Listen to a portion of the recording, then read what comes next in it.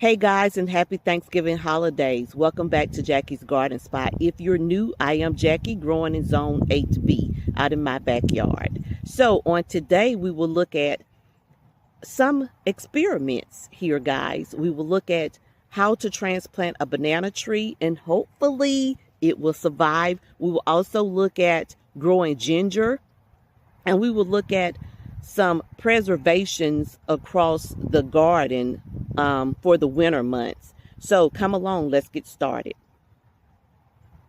Okay guys, I have an experiment today.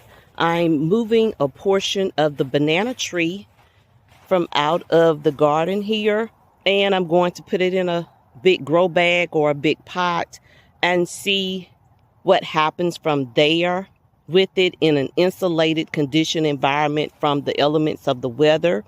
It is supposed to, the temperature is supposed to get down to the 20s, mid 20s here in Zone 8B tonight. So I know that it will not survive and that it will then come up again in the spring. But I wanted to see what would happen if I just put it in a pot in an insulated environment. Since it's a tropical plant, it thrives better in a tropical environment. So come along for the great experiment. Let's see what happens.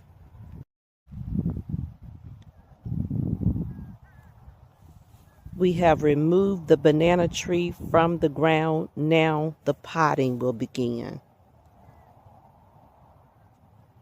This is the stage where the roots have been separated. That's one tree. That's another one. And then there are two smaller trees here. I don't know if you got to see that one. Let me try this again. Two smaller trees there. So 1, 2, 3, and 4.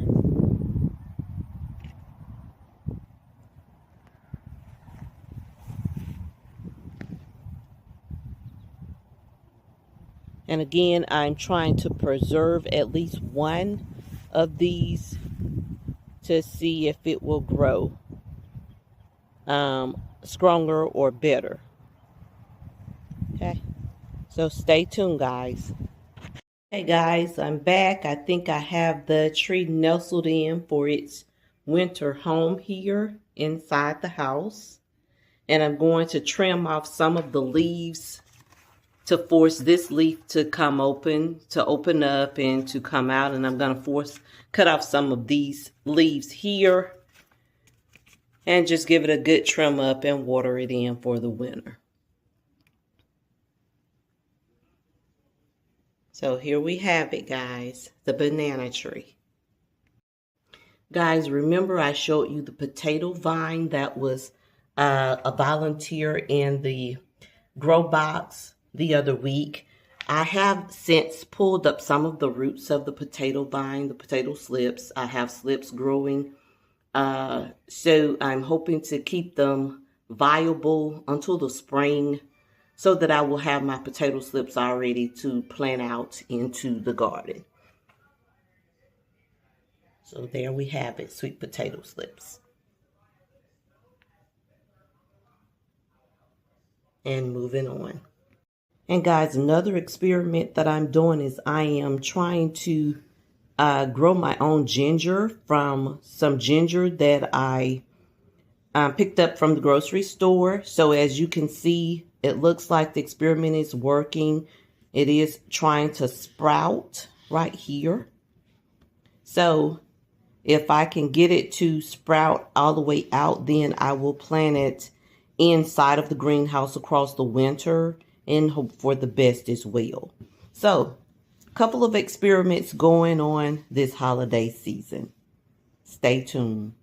And guys, a key item for keeping your garden healthy across the winter is to cover it with something.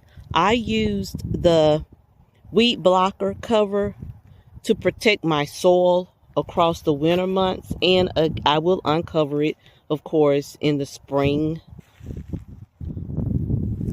to allow the nutrients to get started with the spring and growing. But the weed blocker is one method. You can also use leaves to cover it, to mulch it in, and of course your regular mulch will also preserve your soil for the winter months. So these are some items that you can do in order to preserve your soil across the winter, because healthy soil gives forth healthy vegetables.